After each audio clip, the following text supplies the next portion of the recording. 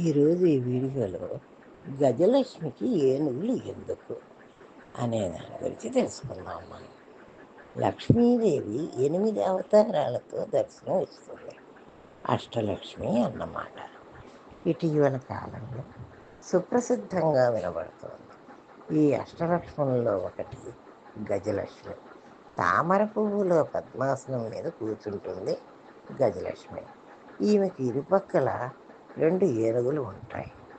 ఆమె కూర్చునే భంగిమలోనే యోగముద్ర ఉంది. ఆమెకు 4 చేతులు ఉంటాయి.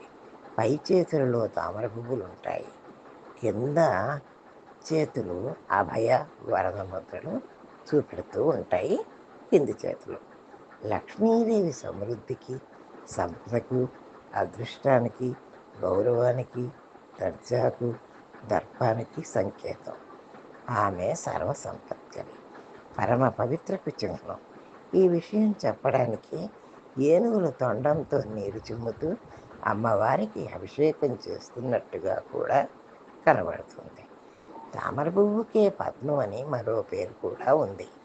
పద్మంలో ఉండే తల్లి కాబట్టి ఆమెను పద్మ, పద్మిని అని కూడా పిలుస్తారు.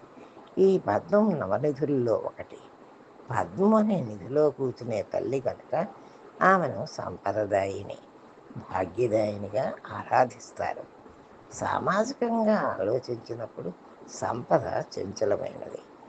ఎప్పుడు వస్తుందో, ఎప్పుడు పోతుందో, ఎంతకాలం ఉంటుందో ఎవ్వరూ చెప్పలేరు. పరమ చపలమైంది. ఇవాళ కోటీశ్వరుడుగా ఉన్నవాడు తెల్లారేలోపు భిక్షాధికారి దేహి అని రోడ్డున పడుతున్నాడు. ఈ చంచలత్వానికి, చాపల్యానికి తామర ఒక సంకేతం.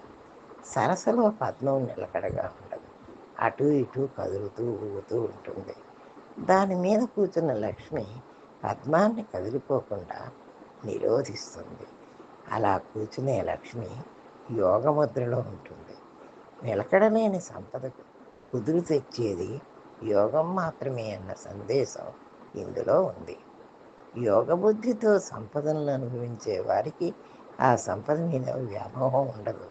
కాబట్టి సంపదను ఎవరైనా స్వార్థబుద్ధితో కాక త్యాగబుద్ధితోనే అనుభవించాలని గజలక్ష్మి ఉపదేశిస్తోంది.